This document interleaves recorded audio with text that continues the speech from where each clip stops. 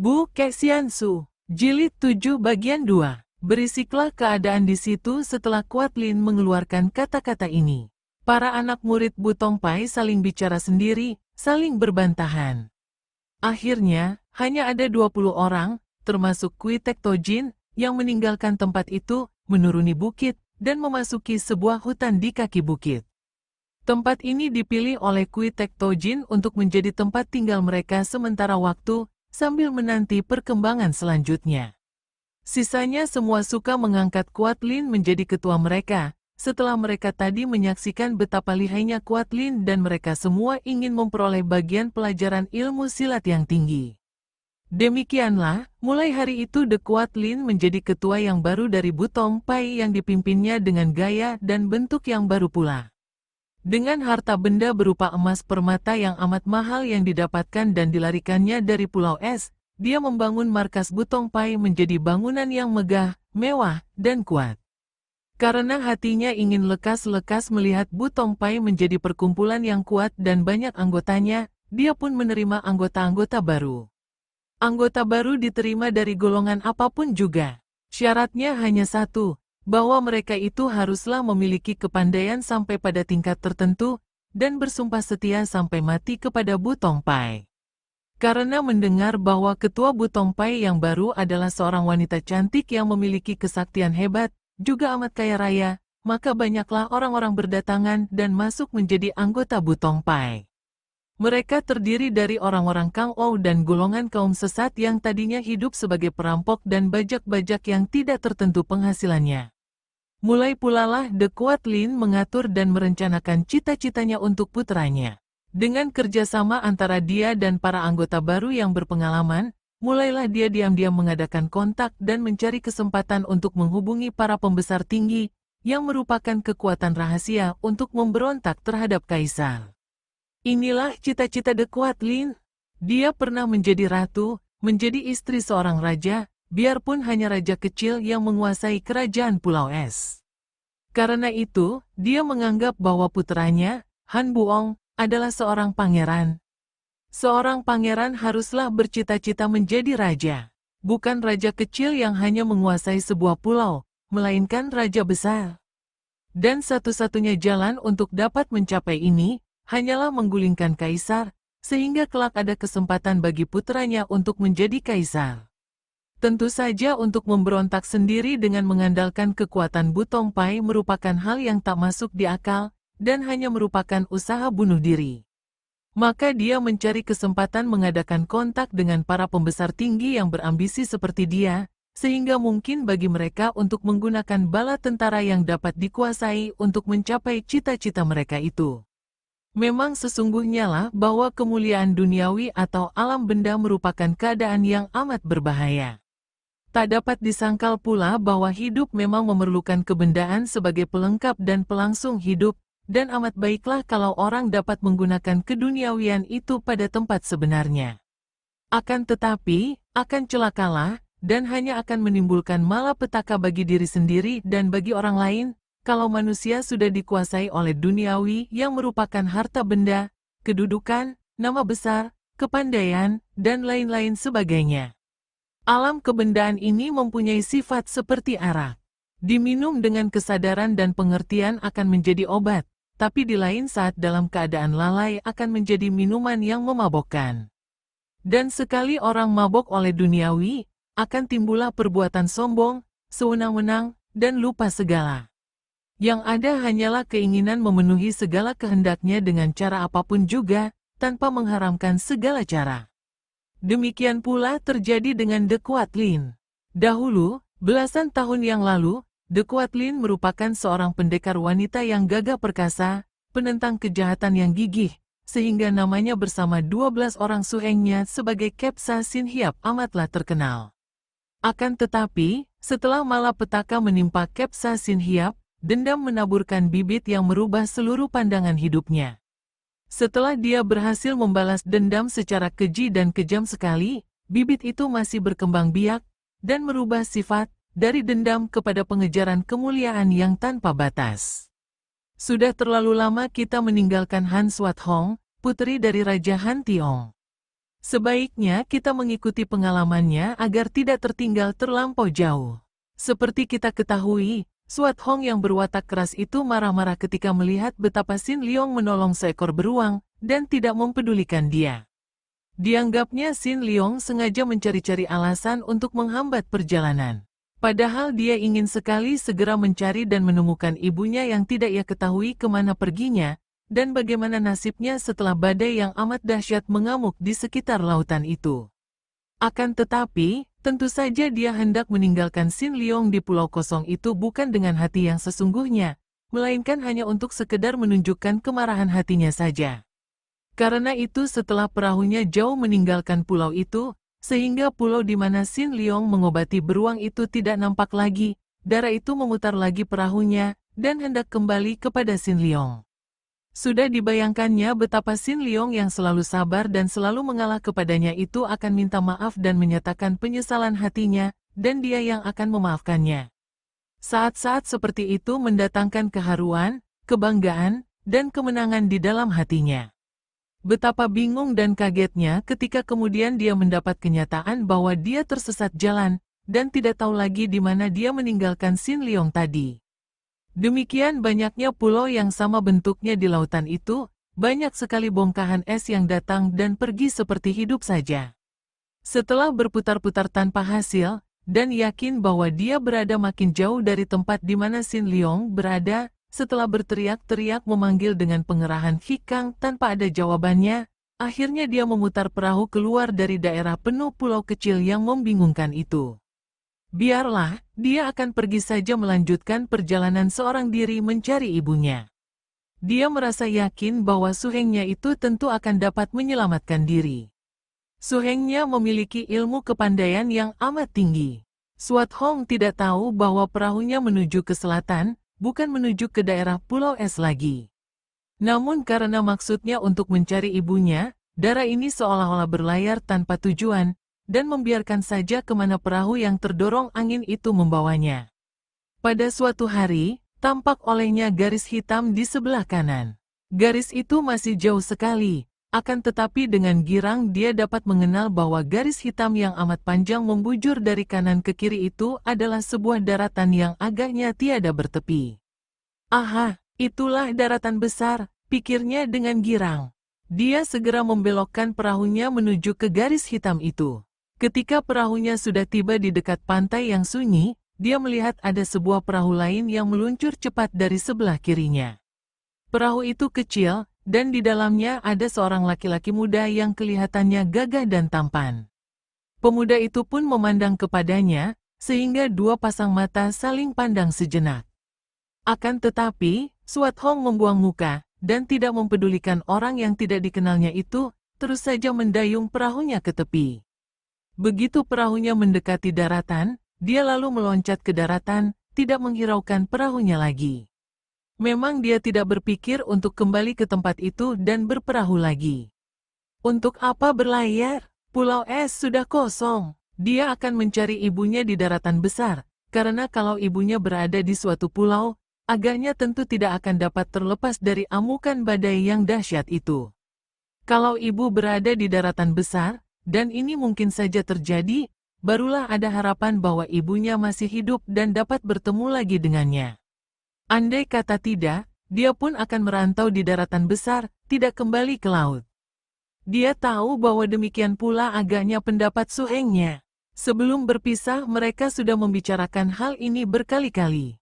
Nenek moyangnya yang selama ini menjadi raja di Pulau Es juga berasal dari daratan besar. Setelah kini kerajaan Pulau Es terbasmi badai dan tidak ada lagi, sepatutnya kalau dia sebagai ahli waris satu-satunya kembali pula ke daratan besar. Hei, Nona, tunggu. Suat Hong mengerutkan alisnya, dan berhenti melangkahkan kakinya.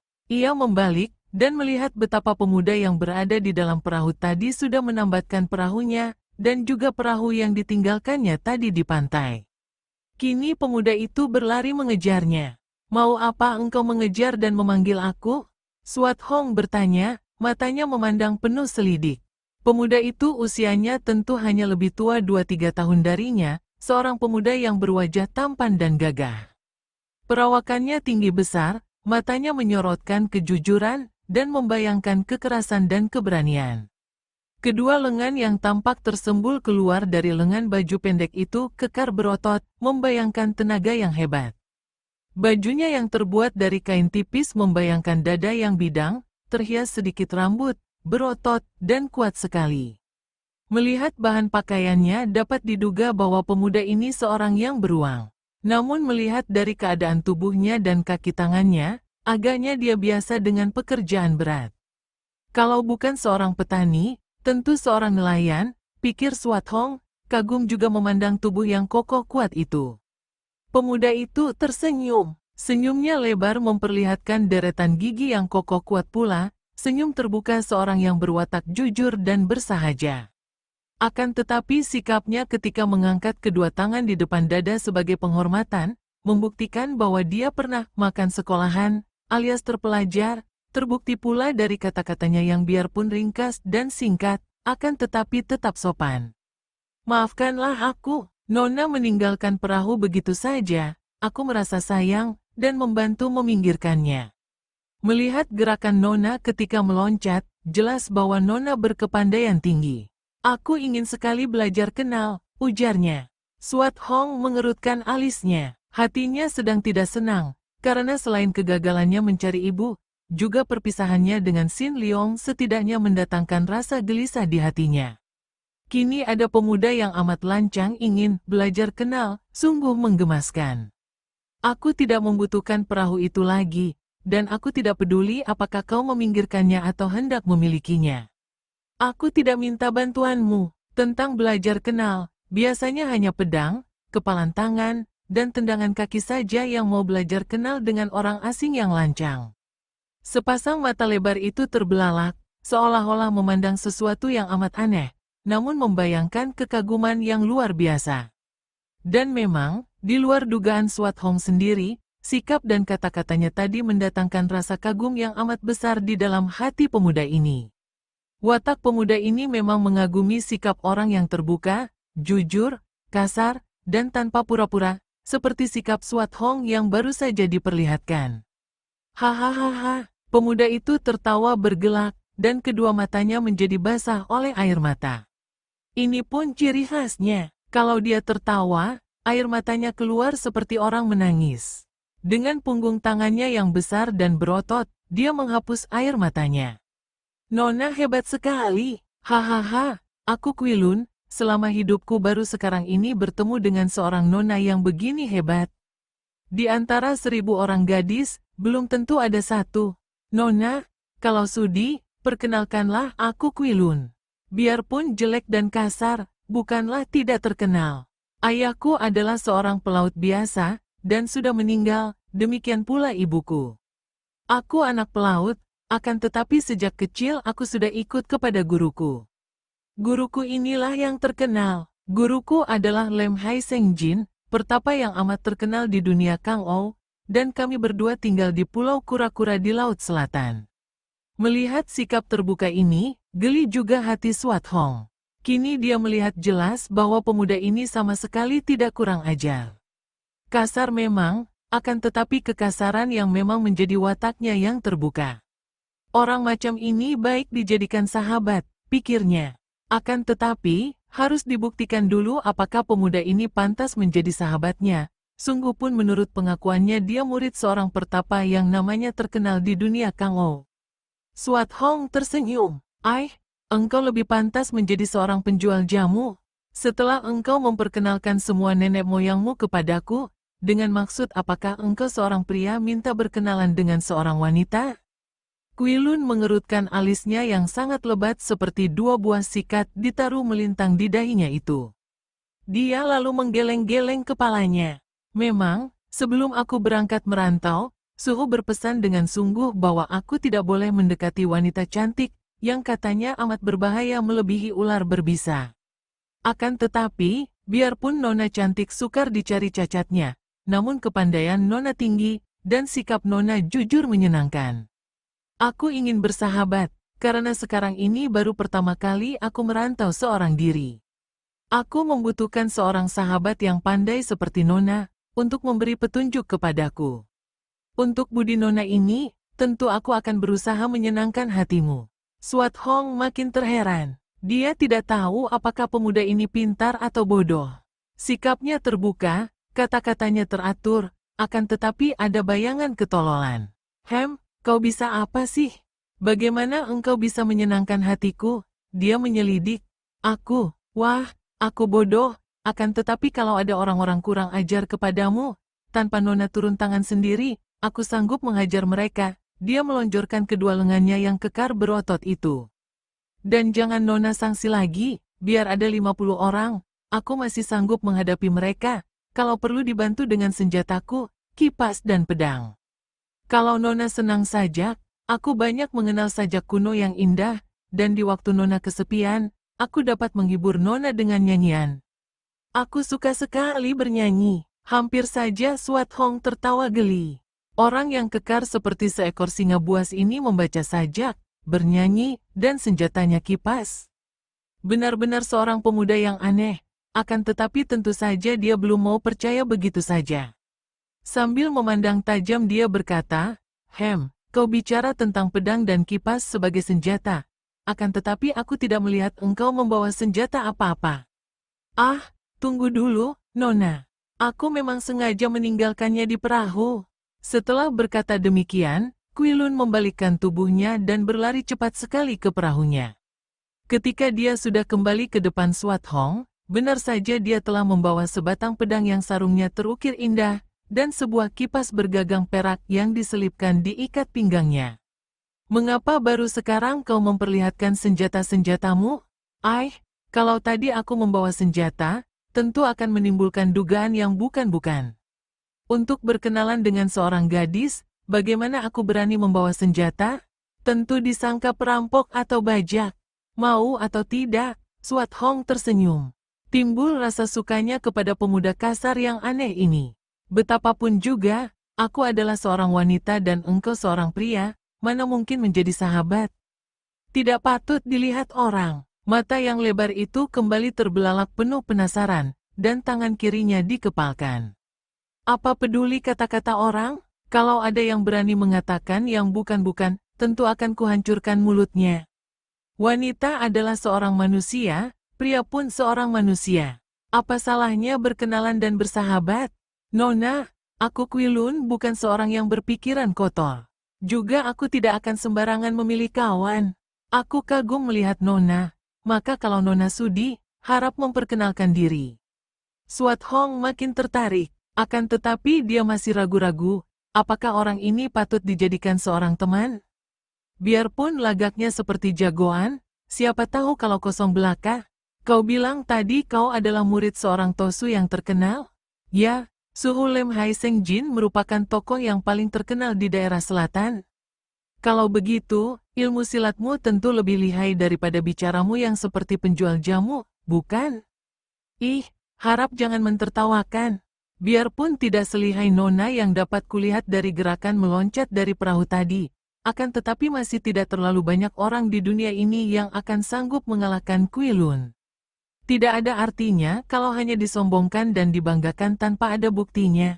Aku juga tidak sembarangan memperkenalkan diri kepada orang lain. Untuk membuktikan apakah kau patut menjadi kenalanku, cabut kedua senjatamu, dan coba kau hadapi pedangku. Sambil berkata demikian, Suat Hong sudah mencabut pedangnya perlahan-lahan, dan tampaklah sinar pedang ketika sinar matahari menimpanya. Akan tetapi, Nona, Quilun meragu. Biarpun dia tadi menyaksikan betapa gesit dan ringannya tubuh Nona itu melayang ke daratan, namun dia tidak percaya apakah Nona ini mampu menandingi pedang dan kipasnya. Tidak usah banyak ragu, kalau kau tidak mau, pergilah dan jangan menggangguku lebih lama lagi. Serat. Pedang terhunus sudah berada di tangan kanan Quilun. Sarung pedangnya dilempar ke atas tanah, sedangkan tangan kirinya sudah mencabut kipas gagang perak yang telah dikembangkan dan melindungi dadanya. Adapun pedang itu dilonjorkan ke depan. Aku telah siap, Nona. Suat Hong memang ingin sekali melihat sampai di mana kepandaian pemuda yang aneh ini, maka tanpa banyak kata lagi dia sudah meloncat ke depan, dan menggerakkan pedangnya dengan hebat sekali. Pedang di tangannya itu adalah pedang biasa saja, akan tetapi karena yang menggerakkan adalah tangan yang mengandung tenaga sinkang istimewa dari Pulau Es, maka pedang itu lenyap bentuknya, berubah menjadi gulungan sinar yang menyilaukan mata. Dan tubuh Dara itu juga tertutup oleh gulungan sinar pedang, saking cepatnya tubuh itu berloncatan. "Aih!" Kuilun berseru keras. Cepat dia menggerakkan pedang dan kipas. Memang sudah diduganya bahwa Dara itu lihai sekali, akan tetapi menyaksikan gerakan pedang yang demikian luar biasa, dia menjadi kaget, kagum, heran, dan juga gembira. Tanpa ragu-ragu, dia lalu mengerahkan tenaga, dan mengeluarkan semua ilmu silatnya untuk menandingi Dara yang mengagumkan hatinya ini. Seperti telah kita kenal di permulaan cerita ini, ketika para tokoh Kang Ou memperebutkan Sin Leong yang ketika itu dikenal sebagai Sin Tong atau bocah ajaib, guru pemuda itu, Lem Hai Seng Jin, adalah seorang Tosu yang selain ahli dalam agama Tu, juga pandai bernyanyi, dan lihai sekali ilmu silatnya. Tosu ini terkenal sebagai pertapa atau pemilik pulau kura-kura di Lem Hai, dan senjatanya yang berupa hutim dan kipas telah mengangkat tinggi namanya di dunia Kang Ou. Agaknya kepandaian itu telah diturunkan semua kepada murid tunggalnya ini. Namun tentu saja karena muridnya bukanlah seorang Tosu, senjata hutim diganti dengan pedang.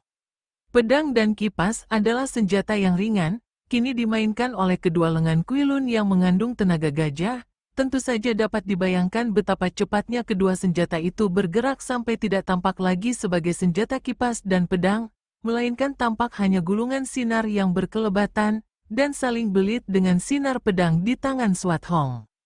Kring! Tiba-tiba pemuda itu berseru kaget, dan pedangnya mencelat ke atas terlepas dari tangannya.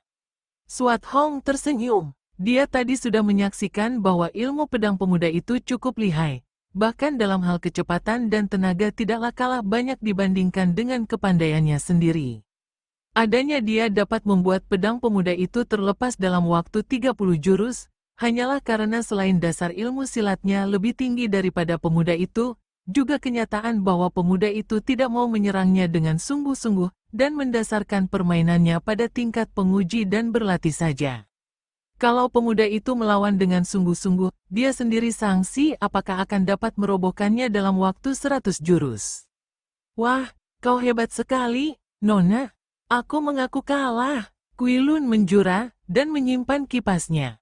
Suaranya bersungguh-sungguh, karena memang pemuda ini walaupun tadi tidak mau menyerang sungguh-sungguh, namun dari gerakan lawannya dia sudah dapat melihat bahwa Dara itu benar-benar memiliki ilmu silat yang amat aneh dan amat kuat. "Aku terlalu rendah untuk menjadi sahabatmu," ujarnya. "Kuitowako, kau terlalu merendah. Ilmu kepandaianmu hebat. Perkenalkanlah, aku bernama Han Swat Hong." Sampai di sini Dara itu meragu, karena dia masih sangsi apakah dia akan memperkenalkan diri sebagai seorang putri dari kerajaan Pulau Es yang asing, dan yang telah terbasmi abis oleh badai itu. Ilmu pedang Nona hebat bukan main, juga amat aneh gerakannya. Selama melakukan perantauan dengan Suhu dan mendengar penjelasan Suhu, sudah banyak aku mengenal dasar ilmu silat perkumpulan besar di dunia Kang Ou. Akan tetapi melihat gerakan pedang Nona tadi, aku benar-benar tidak tahu lagi, sedikit pun tidak mengenalnya. Maukah Nona Han Swat Hong memperkenalkannya kepadaku? Kuitowako, sebenarnya aku akan merahasiakan keadaanku.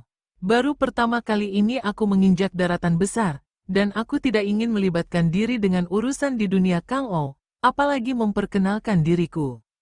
Akan tetapi memang sudah nasib, begitu mendarat bertemu dengan engkau, dan sikapmu menarik hatiku, membuat aku tidak dapat menyembunyikan diri lagi. Aku akan menceritakan keadaanku, hanya dengan satu janji darimu, Towako. Kuilun memungut pedangnya, mengikatkan sarung pedang di punggung, lalu membusungkan dadanya yang sudah membusung tegap itu sambil menepuk dada dan berkata, "Nona Han. Kuitowako, sekali mau mengenal orang, aku tidak mau bersikap kepalang. Aku menyebutmu Towako atau kakak, berarti aku sudah percaya kepadamu. Maka janganlah kau masih bersikap sungkan menyebutku Nona. Namaku Swat Hong, dan tak perlu kau menyebutku Nona seperti orang asing." Bagus sekali." Kuilun bertepuk tangan, dan memandang ke langit. "Bukan main, aku benar-benar berbahagia dapat memperoleh adik seperti engkau. Nah, Hong Moi atau adik Hong, kau ceritakanlah kepada kakakmu ini. Ceritakan semuanya, kalau ada penasaran, akulah yang akan membereskan untukmu. Kakakmu ini sekali bicara tentu akan dipertahankan sampai mati. Diam-diam Suat Hong merasa girang dan kagum. Inilah seorang laki-laki sejati, seorang jantan, sekaligus dia memperoleh seorang sahabat yang boleh dipercaya, seorang kakak, dan sebagai pengganti seorang keluarga setelah dia kehilangan segala-galanya. Dia telah kehilangan ibunya, ayahnya, keluarga ayahnya, bahkan akhirnya dia kehilangan suhengnya. Namun dalam keadaan seperti itu tiba-tiba muncul seorang seperti Kui Lun. Kui Towako, aku baru saja meninggalkan tempat tinggalku di tengah-tengah laut di sekitar sana. Dia menuding ke arah laut bebas. Di manakah tempat tinggalmu itu? Di sebuah pulau? Suat Hong mengangguk, masih agak ragu-ragu. Pulau apa? Hong Moi? Pulau Es. Hah, benar saja seperti dugaan Suat Hong, nama Pulau Es mendatangkan kekagetan luar biasa, bahkan wajah pemuda itu berubah menjadi agak pucat, dan dia memandang darah itu seperti orang melihat iblis di tengah hari. Pulau Es, seperti juga semua orang di dunia Kang Ou, Pulau Es hanya didengarnya seperti dalam dongeng saja, dan Pangeran Han Tiong yang pernah menggegerkan dunia Kang Ou disebut sebagai seorang dari Pulau Es, seorang yang memiliki kepandaian seperti dewa. Dan kini pemuda itu mendengar bahwa darah itu dari Pulau Es. Kui Towako, jangan memandangku seperti memandang siluman begitu. Oh, maafkan aku, Moi Moi. Hati siapa yang mau percaya? Akan tetapi aku percaya padamu, Moi Moi. Wah, aku percaya sekarang. Kau pantas kalau dari Pulau Es. Ilmu kepandaianmu luar biasa, bukan seperti manusia lumrah. Mana ada gadis biasa mampu mengalahkan Kui Lun dalam beberapa jurus saja? Aku malah bangga, seorang penghuni Pulau Es menyebutku Towako, dan ku sebut Moi Moi. Hahaha, Suhu tentu akan tercengang saking kagetnya kalau mendengar ini. Melihat pemuda itu petantang-petenteng mengangkat dada seperti orang membanggakan diri sebagai seorang sahabat baik penghuni Pulau Es, Suat Hong menjadi geli hatinya. Hong Moi, engkau tidak tahu betapa bangga dan besarnya hatiku. Sekali ini, baru saja meninggalkan Suhu untuk merantau seorang diri, aku telah bertemu dan dapat bersahabat denganmu. Betapa bangga hatiku, Suat Hong terkejut. Baru teringat olehnya bahwa dia tadi belum melanjutkan syaratnya, maka cepat dia berkata, kalau begitu, berjanjilah bahwa engkau tidak akan menceritakan kepada siapapun juga tentang keadaan diriku, kecuali namaku saja. Berjanjilah, Towako. Kui Lun memandang kecewa, tidak menceritakan kepada siapapun juga bahwa engkau adalah penghuni Pulau Es. Wah, ini... Tentu saja hatinya kecewa karena hal yang amat dibanggakan itu tidak boleh diceritakan kepada orang lain. Kalau begitu, mana bisa dia berbangga? Kui Lun, tiba-tiba Suat Hong berkata dengan lantang. Hanya ada dua pilihan bagimu. Berjanji memenuhi permintaanku dan selanjutnya menjadi sahabat baikku, atau kau tidak mau berjanji, akan tetapi kuanggap sebagai seorang musuh. Wah, aku berjanji.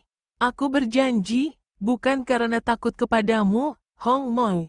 Aku bukan seorang penakut, dan juga tidak takut mati.